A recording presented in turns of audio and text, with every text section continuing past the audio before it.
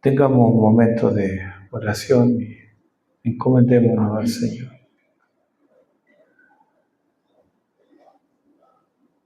Padre Celestial, imploramos tu ayuda en esta hora, porque es tu palabra, Señor. Permite que ella sea la que obre en cada corazón, no como un conocimiento más, sino como algo que despierte nuestra vida a la obediencia a ti. Bendícenos en esta hora. Y te lo rogamos por Jesucristo, nuestro Señor y Salvador. Amén. Seguimos con la epístola del apóstol Pablo a Tito, capítulo 2, los versículos 3 al 5. Obviamente haremos este domingo hincapié en los versículos 4 y 5, pero para que tengan el contexto, estamos hablando del carácter de la mujer cristiana, y esto será lo que veremos con la ayuda del Señor. Como quienes estuvieron el domingo pasado se dieron cuenta de que esto no es solamente para las mujeres, sino que a nosotros nos habla mucho y también nos pega fuerte. ¿Qué vamos a hacer? Es la palabra de Dios y nosotros necesitamos exhortación, corrección, guía en nuestras vidas. Dice: las ancianas asimismo sean reverentes en su porte, no calumniadoras, no esclavas del vino, maestras del bien, que enseñen a las mujeres jóvenes a amar a sus maridos y a sus hijos, a ser prudentes, castas, cuidadosas de su casa, buenas, sujetas a sus maridos, para que la palabra de Dios no sea blasfemada. Entonces, continuamos con el tema del domingo pasado, aunque ahora no enfocados en las virtudes que deben tener las mujeres maduras, sino en el porqué, el propósito por el cual deben madurar. ¿Y por qué es esto? Porque ser joven no necesariamente es sinónimo de inmadurez. Porque descubrimos que muchos que peinan canas son inmaduros. Entonces necesitamos madurar. Y esto no es algo que la Escritura nos enseñe que sea solamente para las mujeres. Obviamente que nosotros también, es decir, todos.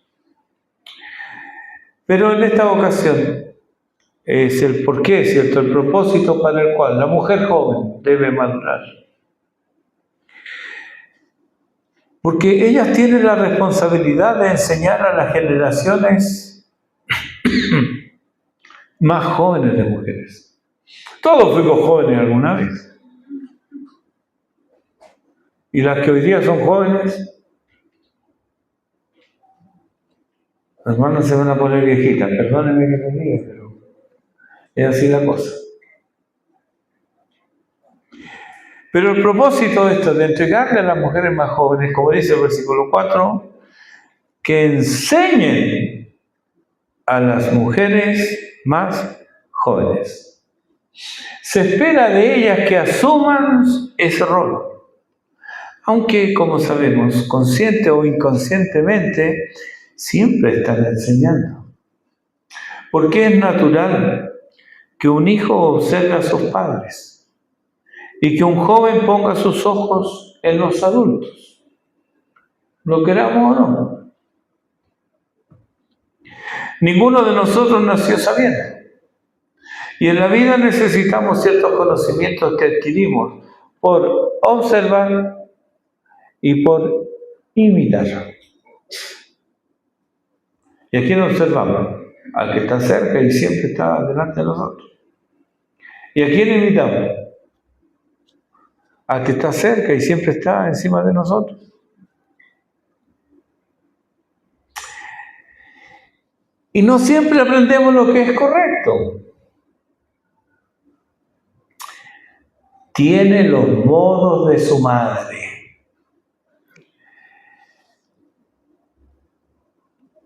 Pudiera ser un elogio, si lo que se observa son comportamientos dignos y virtuosos. Pero si lo que nosotros observamos es algo inapropiado, es condenable o es grosero, será el reconocimiento de algo a evitar. Ese es un modo o una costumbre que pasó de madre a hija que no honra, sino que denigra. Entonces, ese tiene los modos de su padre, tiene los modos de su madre, puede ser una virtud, pero también puede ser un defecto fiero. Pero hay otro obstáculo en la asimilación de la enseñanza. Y es que quien recibe la enseñanza debe ser enseñable. Y no todos los... Hay quienes resisten a ser enseñados. Segunda de Timoteo, capítulo 4, versículo 3, lo profetiza, dice, porque vendrán tiempos cuando no sufrirán la sana doctrina. O sea, no quieren que nadie les enseñe. Ellos ya saben. Y hasta se erigen en maestros e instructores, en expertos en sus egos, mas no en la realidad. Tienen delirios de grandeza porque son expertos en todo. Nada les queda chico. Todo lo pueden hacer y sin ayuda. La verdad es que hay aquí orgullo desmedido, un alto concepto de sí mismo, individualismo extremo y necedad. Yo haré las pastas, dijo alguien hace un tiempo atrás. ¿Te ayudo? Se ofreció una mujer mayor. Y la que dijo que iba a hacer las pastas dijo, no, no es necesario. A mí me queda muy bien. Y a mí me gusta cocinar sola. Yo estaba ahí solo escuchando. Pero observé signos de interrogación en algunos rostros. Fueron las pastas más horribles que he comido en mi vida. Nadie terminó su plato. Todos dejaron. Yo solo atiné a decir, medio en broma, medio en serio, bueno, la próxima te saldrá mejor. Pero no hubo próxima. Todos aprendimos, menos ella. Nunca más la dejaron cocinar. Pero era una buena crítica de las preparaciones que hacían otros. Siguió así. No podía aprender. Ella estaba llena de su propio conocimiento. Ella, esta persona, como muchos hoy, no pueden sufrir, no pueden aguantar, no pueden tolerar que alguien les enseñe. En su necedad consideran que esta actitud es rebajarse del pedestal de humo en el que están envanecidos. Si esa es la actitud, ¿podrán aprender? ¿Podrá aprender una persona así? ¿No? Y en el área que sea. Y esto se ve en la iglesia.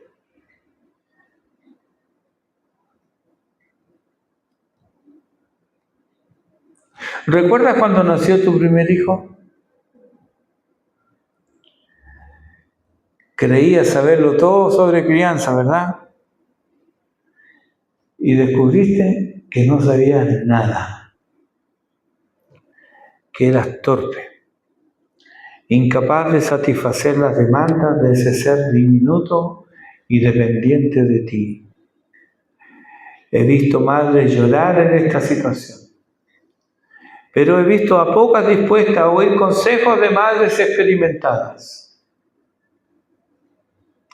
Y aquellas dispuestas a oír, a recibir enseñanza, pronto las lágrimas se convirtieron en sonrisas y hasta orgullo de poder atender, entender, comprender las demandas de ese pequeño tirano. Pronto descubren que ese pequeño no quiere ser enseñado. Quiere hacer lo que quiere y cuando quiere. Hermanos, Dios nos enseña a través de nuestros hijos. ¿Ves en su porfía un reflejo de tu persona? Obsérvalo desobedecer. ¿No te ves a ti misma haciendo lo mismo ante Dios? No importa cuán pequeño sea, Él quiere dirigir y Él va a engañar, va a manipular, va a conseguir lo que quiere cuando quiere. Así es un niño. Pero, ¿acaso tú no haces lo mismo? Ora al Señor. Pídele que seas enseñable. De otra manera, no serás de ayuda a nadie y te convertirás en un tropiezo permanente para ti misma. Volvamos entonces ahora a nuestro texto. Entonces, primero hay que ser enseñable. No sacamos nada con tener al apóstol Pablo aquí enseñando si nosotros, no, yo eso ya lo sé, no, eso ya lo pasé, no. Básico, como me dijo alguien una vez. Muy básico.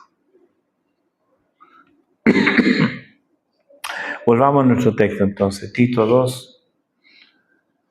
Las mujeres maduras tienen como deber que enseñen, versículo 4, que enseñen a las mujeres jóvenes a amar a sus maridos y a sus hijos.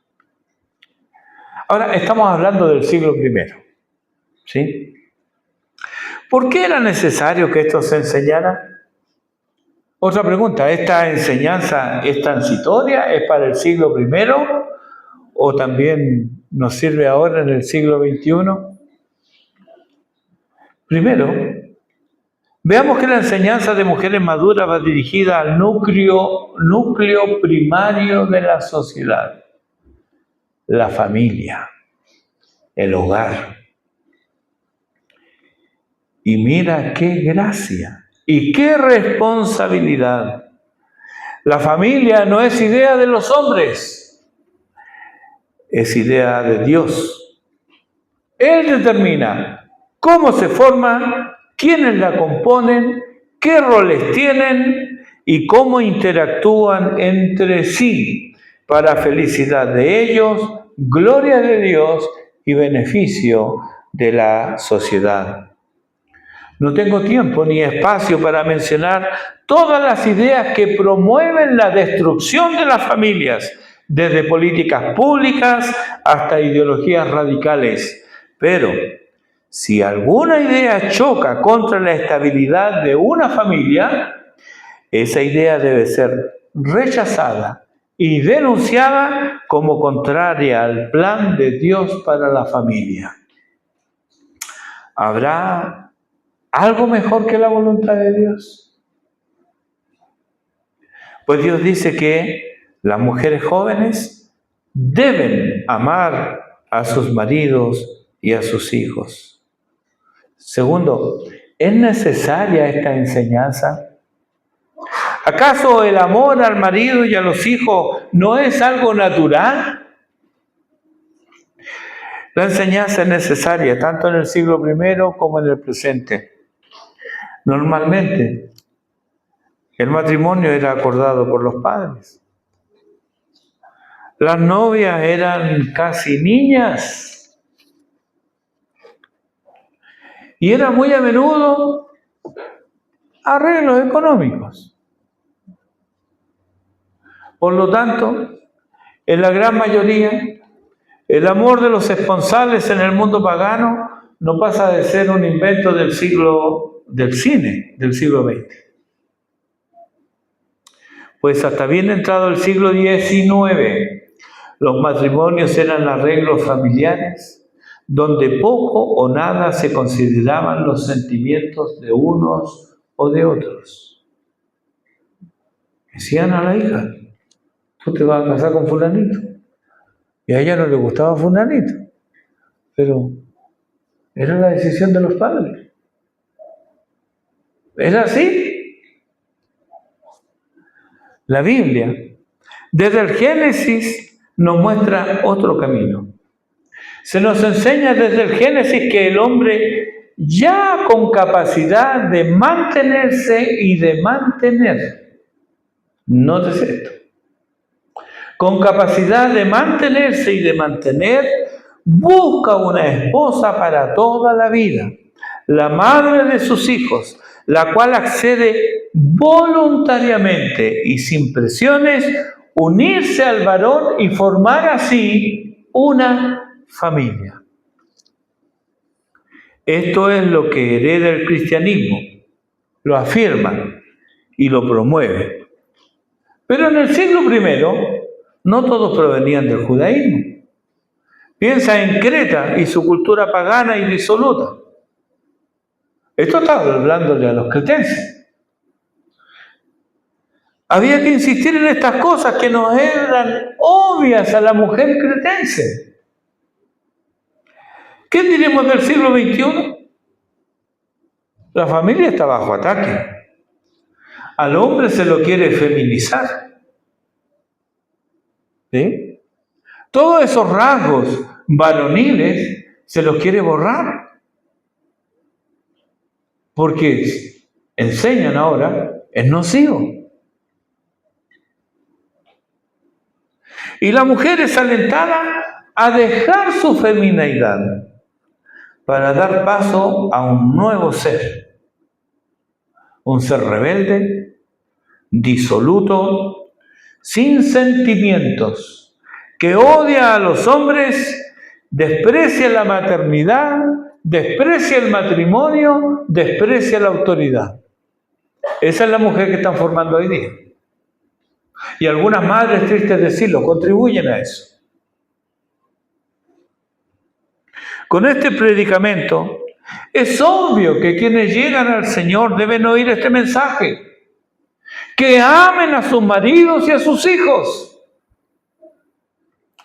Pero, aunque no sean radicales, la verdad es que hombres y mujeres solo saben amarse a sí mismos. Deben aprender a amar a otros, maridos e hijos incluidos. Y la confusión llega a niveles difíciles de asimilar, pues confundimos palabras con hechos. Y transformamos la conjugación del verbo amar en mera palabrería irrelevante. ¿Lo hacemos con Dios todo el tiempo? Decimos que amamos a Dios, pero no lo obedecemos. Por ende, no lo servimos. Pero no pongas en duda mi amor por Dios. Yo lo amo porque yo lo digo. Y punto.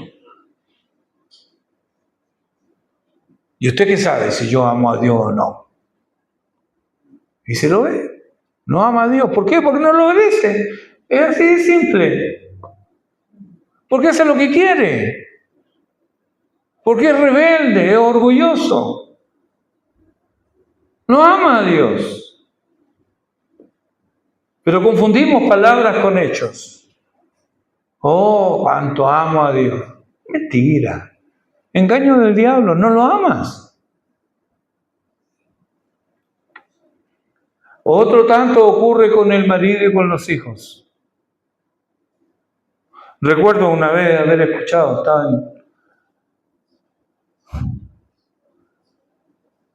habían dos hombres ebrios conversando en un banco de plaza. Yo voy pasando. Y uno le dice al otro: a mi mujer no le falta nada en la casa. Yo le doy de todo. Yo no sé si yo también. Porque yo amo a mi mujer. Yo era muchacho, estaba pasando por la plaza como a las 3 de la mañana y ellos estaban conversando ahí, ebrios los dos. Los dos amaban a sus mujeres. Palabras. Dicen que lo aman, pero no harán nada para él que demande sacrificio.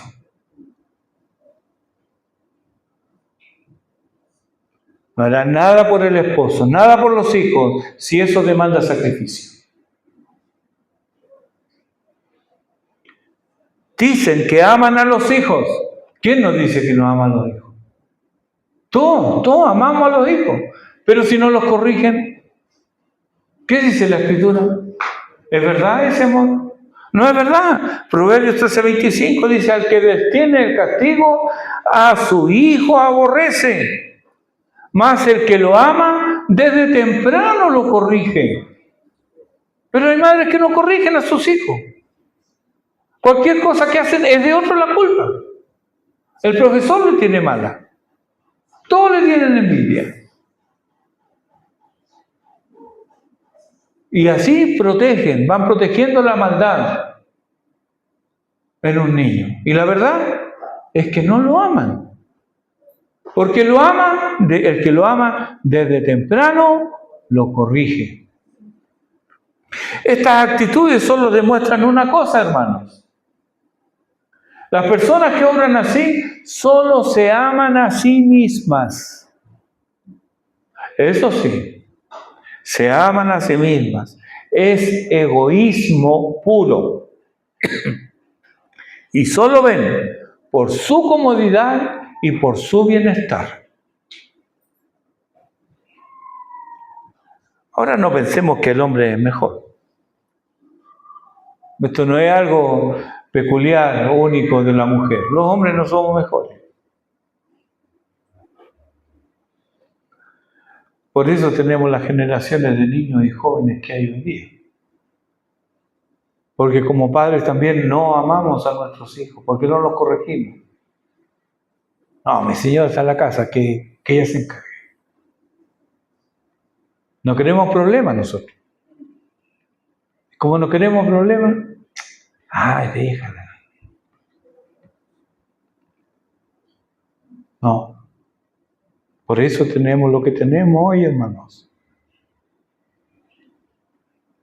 Falta el amor sacrificial, el amor que da, el amor que se entrega, el amor que busca intencionadamente el bien del otro. No llenar los caprichos existenciales del otro.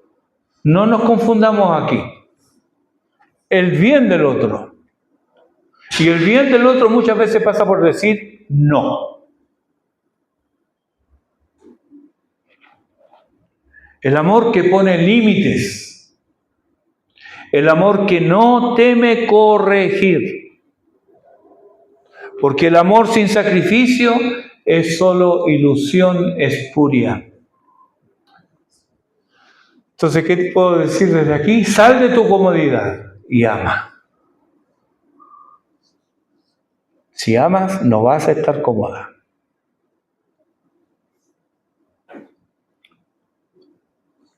El ejemplo más sublime, más excelso de amor, lo conocemos.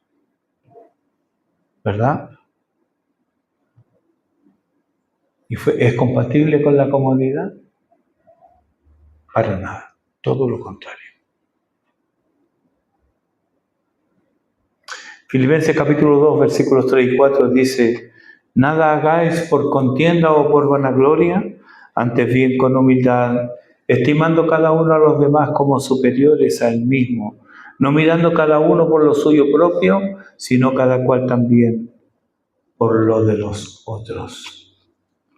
Esto es lo que hay detrás de aquel que ama verdaderamente.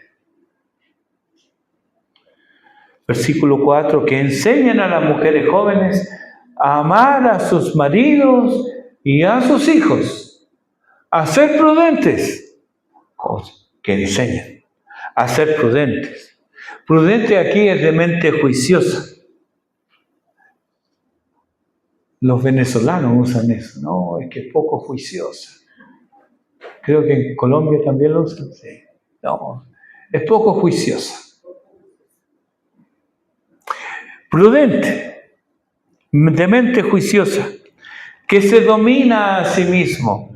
Y esta virtud es exigida a los hombres maduros en el versículo 2. Le dice que sean prudentes. También a los jóvenes en el versículo 6. Que sean prudentes. Como también a las mujeres maduras. Claro, a las mujeres maduras no les dice, pero ¿cómo van a enseñar prudencia si son imprudentes? Se cae de maduro, ¿no? Si se les manda a las mujeres maduras que enseñen a las mujeres jóvenes a ser prudentes, es porque ellas mismas modelan la prudencia.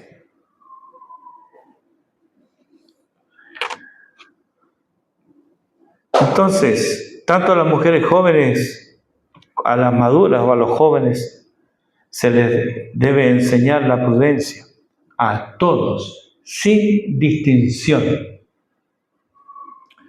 ¿Por qué necesitamos ser prudentes? Porque hay muchos factores que se prestan al engaño. La vista es engañosa. Tenemos puntos ciegos.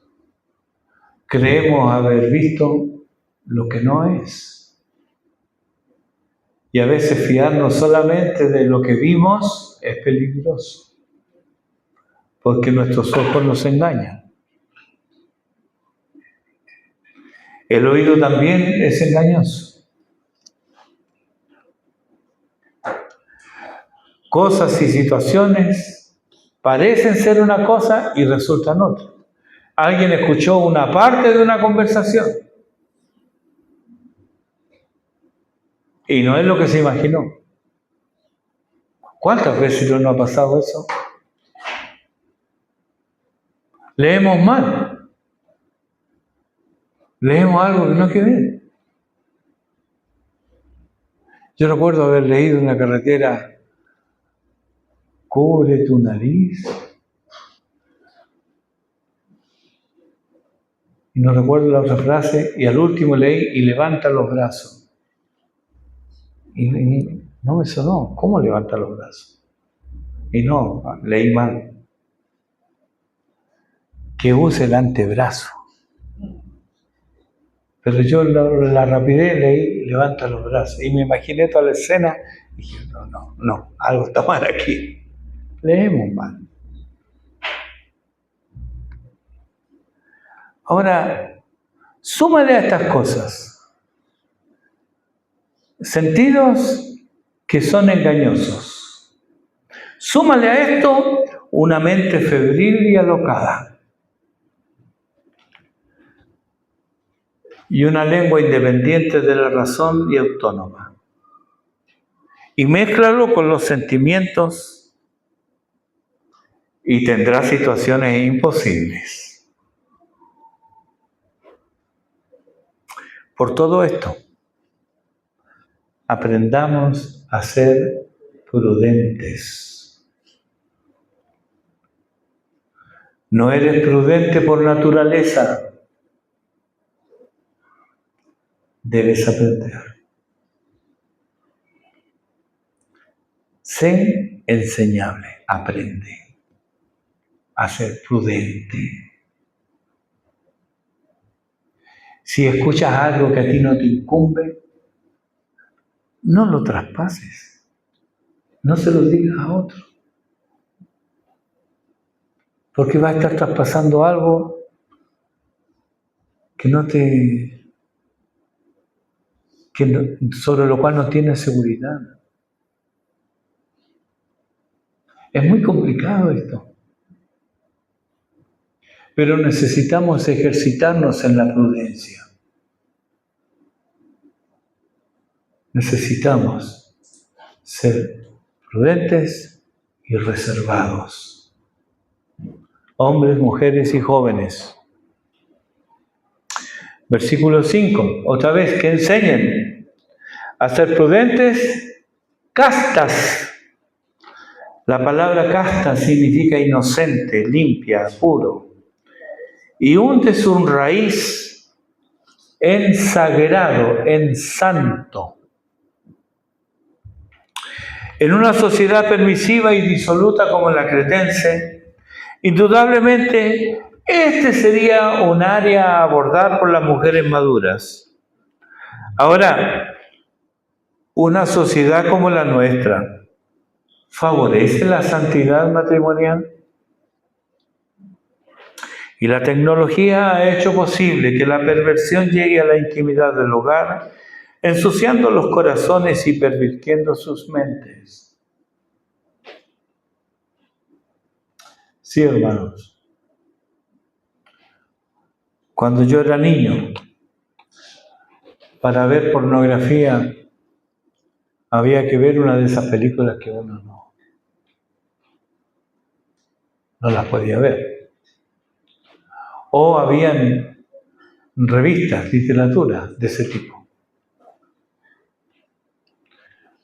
Pero había que buscarlas. Hoy día basta un clic y tiene todo eso. ¿Y qué es lo que hace eso?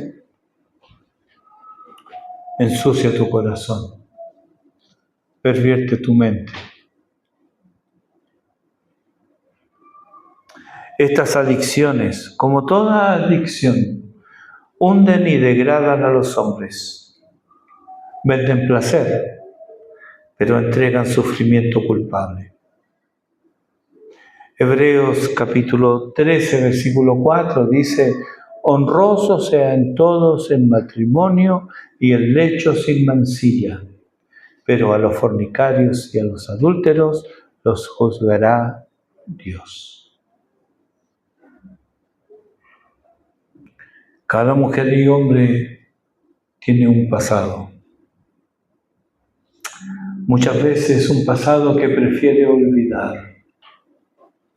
Un pasado deshonroso, dado su andar lejos del Señor. Pero una vez que venimos a Cristo, encontrándonos con Él, todo cambia.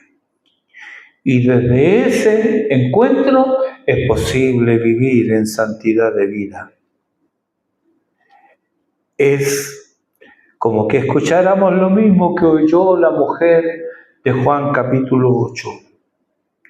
Luego de su encuentro con Cristo, Cristo le dijo: vete y no peques más. En versículo 11. Y eso se debe aprender. Se debe aprender. Si hay personas en este siglo que no encuentran nada malo en tener vida conyugal sin estar casados. Es normal, es aceptable. Es más, hay padres que promueven esto. Hay que enseñarles. Sí, no, ese no es el plan de Dios. No es el plan de Dios. Entonces, si es algo que se debe aprender, alguien tiene que enseñarlo, ¿verdad? Eso es lo que dice el apóstol aquí, que enseñen. Enseñen estas cosas, a ser castos. Ah, no, es que yo no me meto en la vida privada de nadie. ¿Eres cristiano? El Evangelio ¿Tiene poder en nuestra vida privada?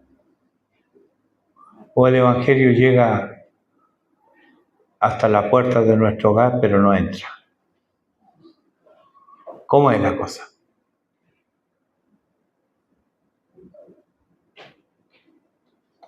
Sí, hermano.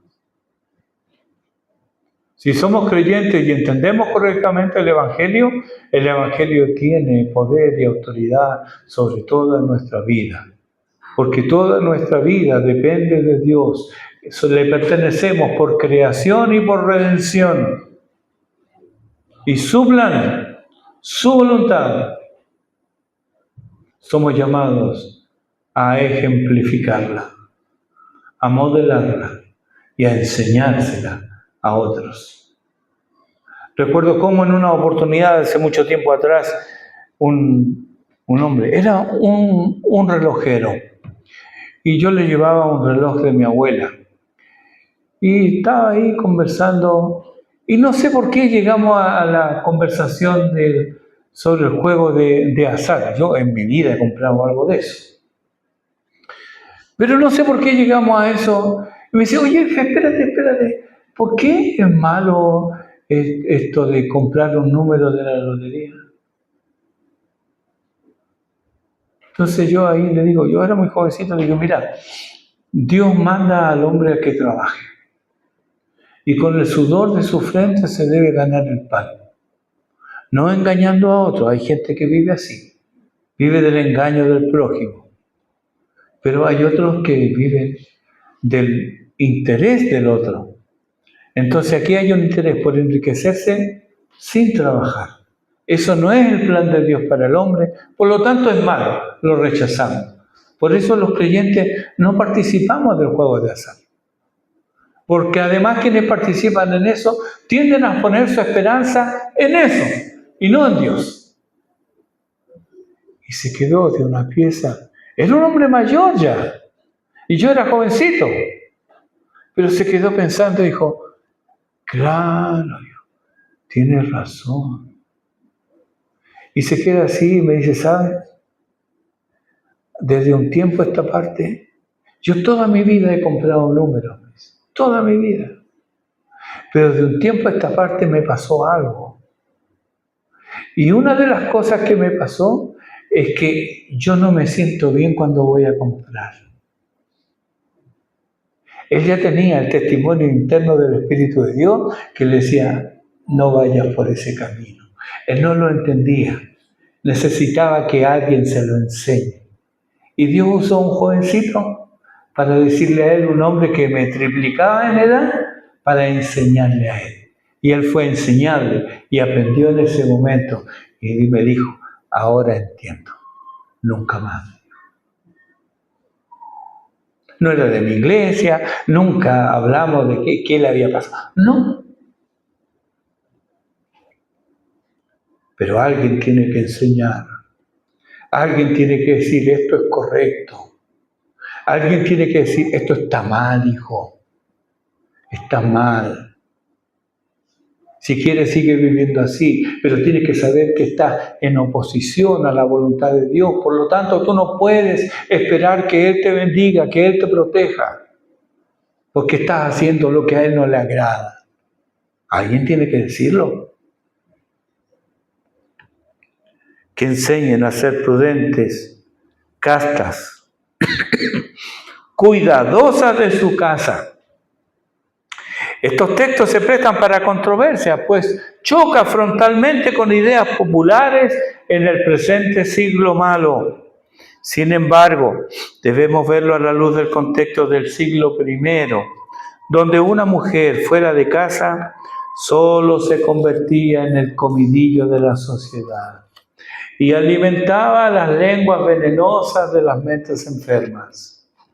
Esta es la razón de la advertencia de Pablo a las viudas jóvenes en Efeso, al decir, aprenden a ser ociosas, andando de casa en casa, y no solamente ociosas, sino también chismosas y entremetidas, hablando lo que no debieran.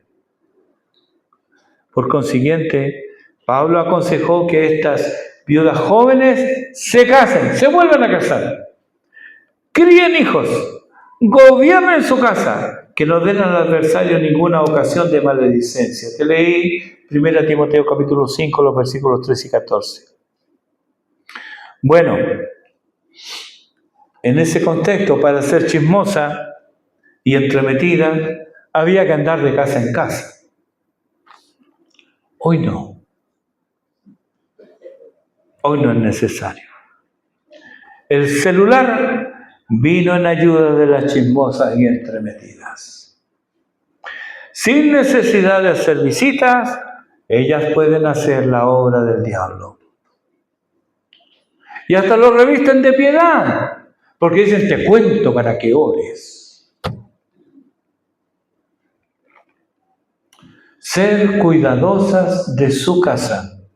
Tiene más bien la intención de ordenar las prioridades de una mujer casada joven.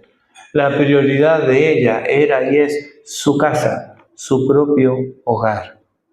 Fuera de su hogar, en el contexto del Nuevo Testamento, solo podía meterse en problemas, particularmente en problemas morales.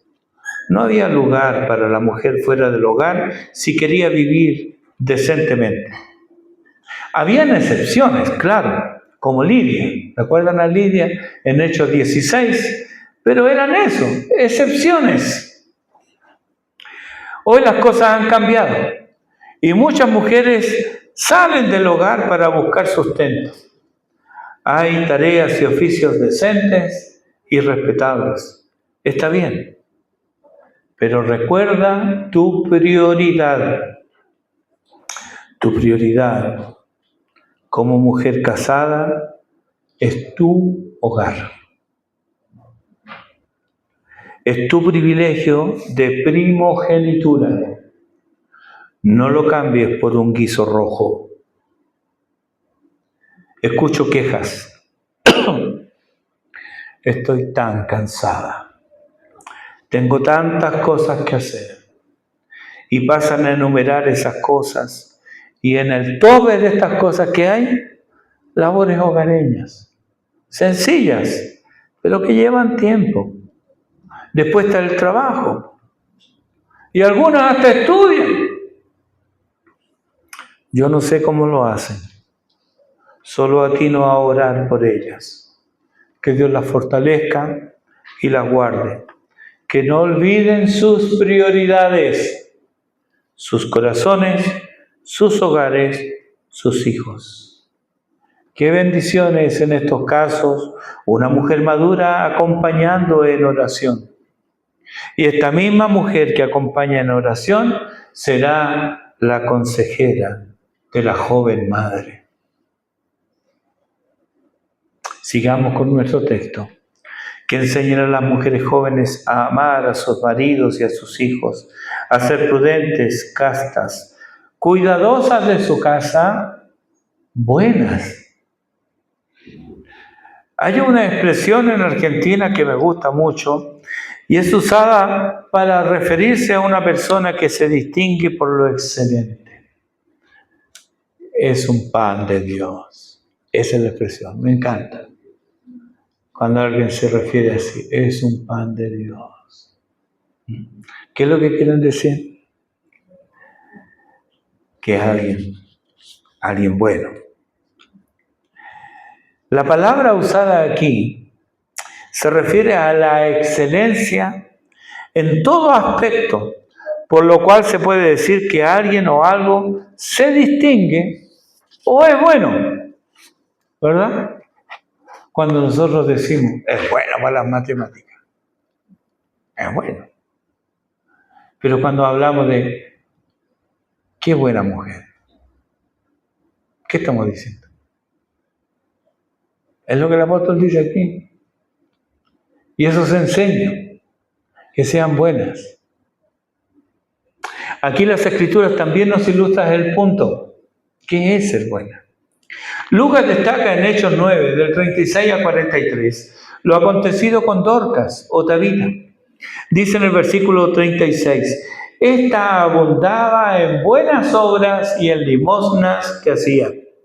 En el versículo 39 se nos menciona en qué consistían algunas de estas buenas obras.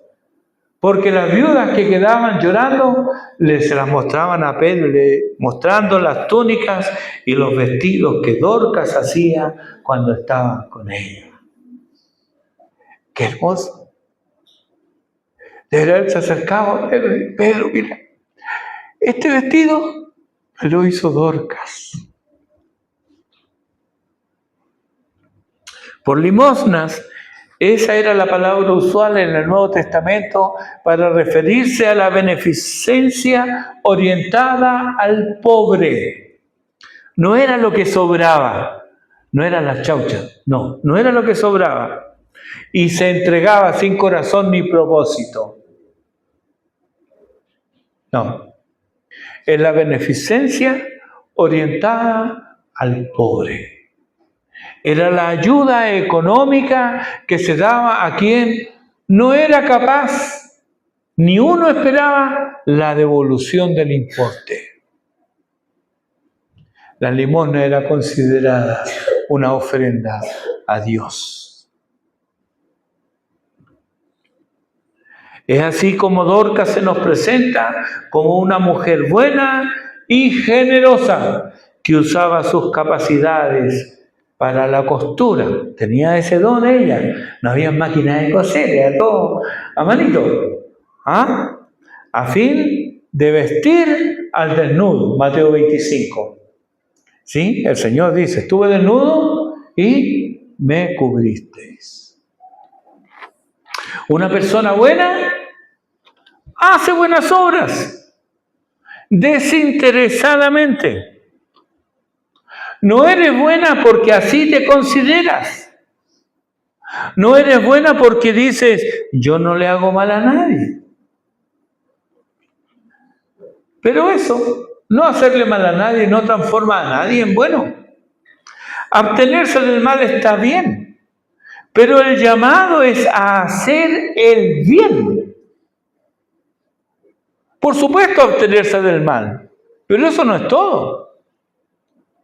De hecho, esta epístola insiste en lo mismo, hacer bien, hacer el bien. En el capítulo 2, versículo 14, dice que el pueblo de Dios debe ser celoso de buenas obras.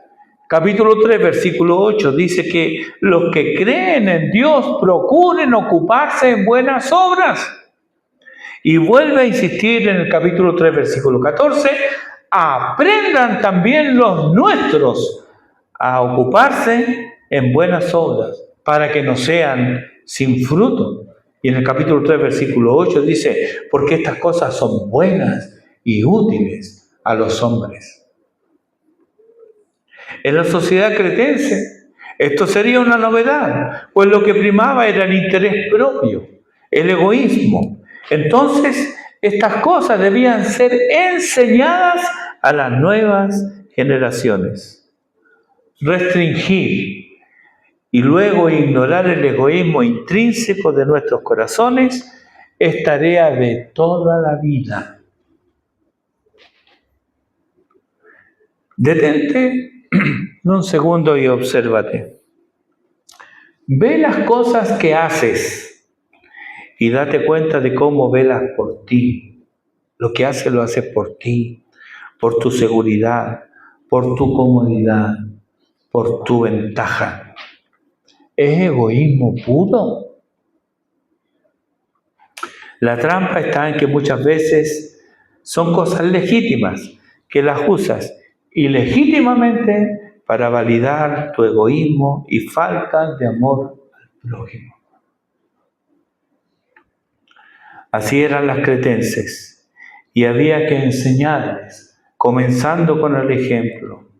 Para ello, también contaban ellas y nosotros con la asistencia divina, pues es la voluntad de Dios que hagamos el bien.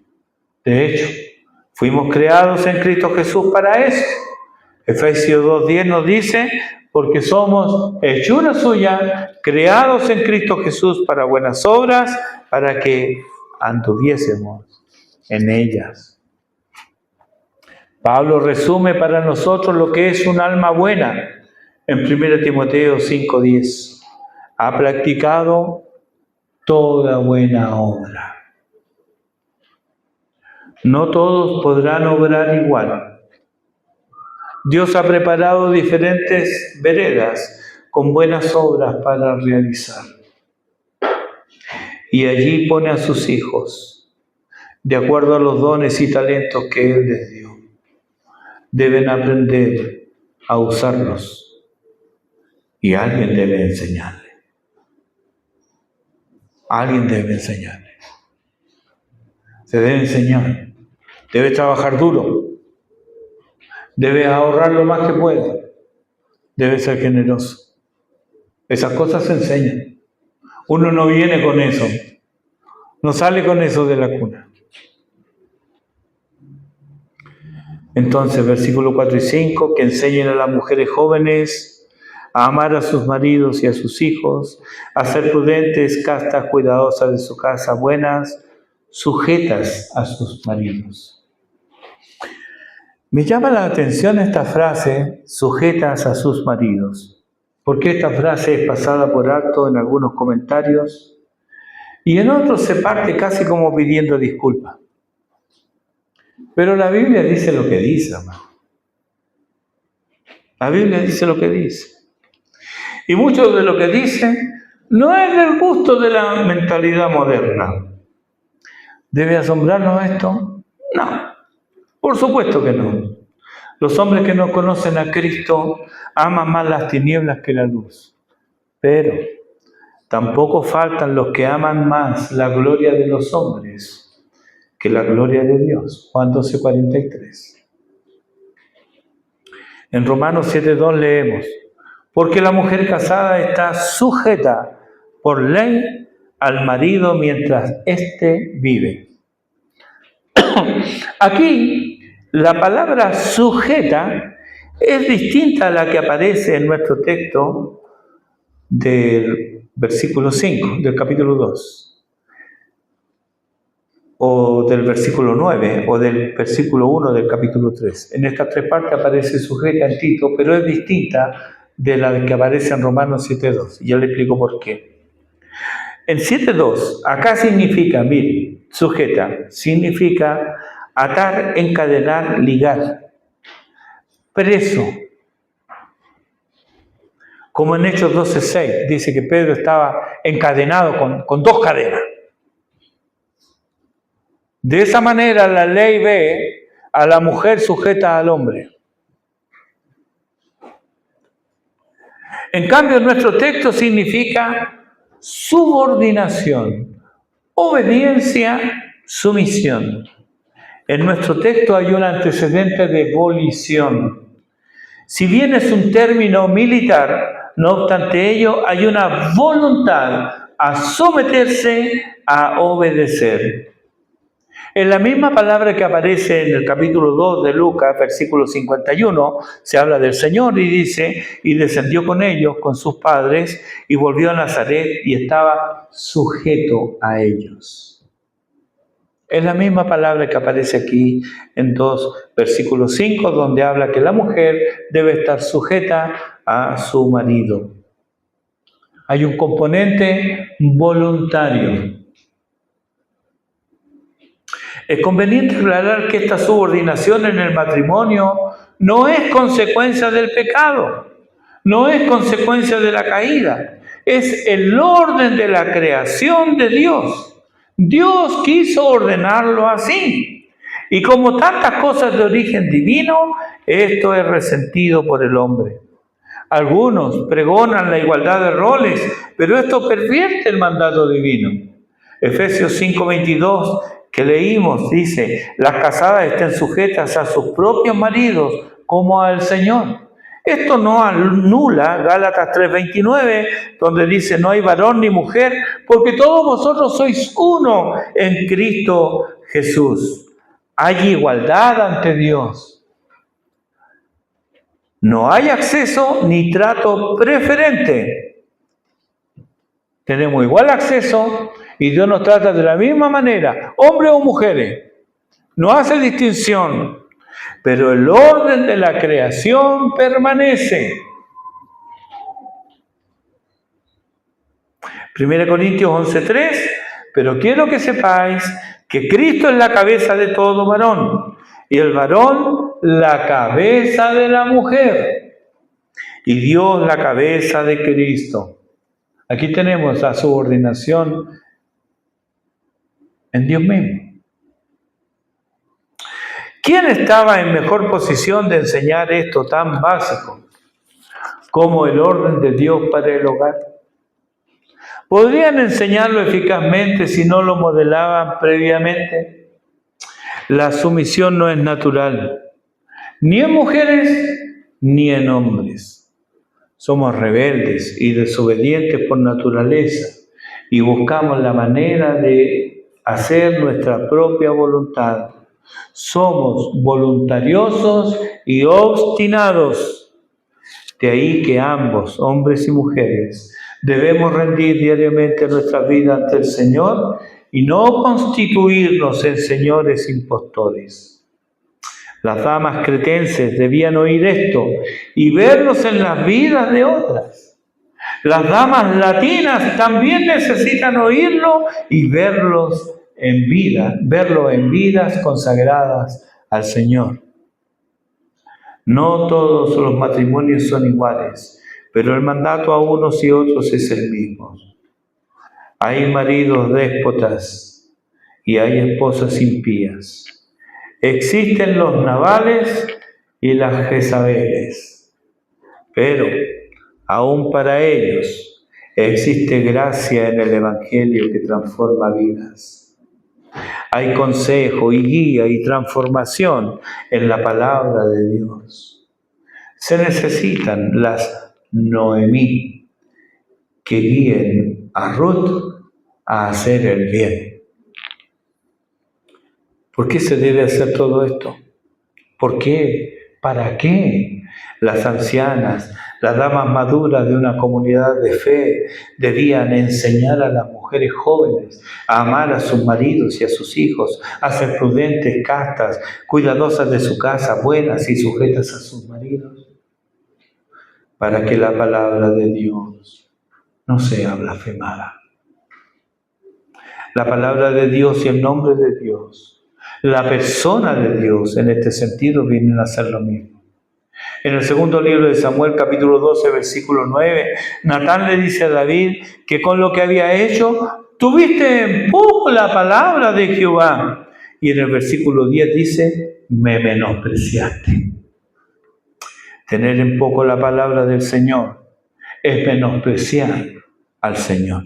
Si la palabra de Dios no es honrada, Dios es deshonrado. ¿Pueden sus hijos permitirse tal maldad? La construcción de estas frases nos lleva a pensar que la frase final dice relación no solo con el último requisito, sino que también con los 6 anteriores. Es decir, es el corolario de una vida que agrada a Dios. ¿Te das cuenta lo que estás llamada a enseñar? ¿Te das cuenta? ¿Valoras lo que debes aprender y modelar? Si la maldad de los hijos es un baldón en la honra de los padres, ¿cuánto más en nuestra relación de hijos de nuestro buen Padre Celestial? Una doctrina sana no puede resultar en vidas enfermas. Sin embargo, con dolor y vergüenza a veces oímos, no, déjame como estoy, porque para ser cristiana como fulana, prefiero quedarme así. Queridos hermanos, la doctrina que profesamos será juzgada por la vida que llevamos. No lo que creemos, sino lo que evidenciamos con nuestras vidas. Tal vez todo esto te resultó pesado.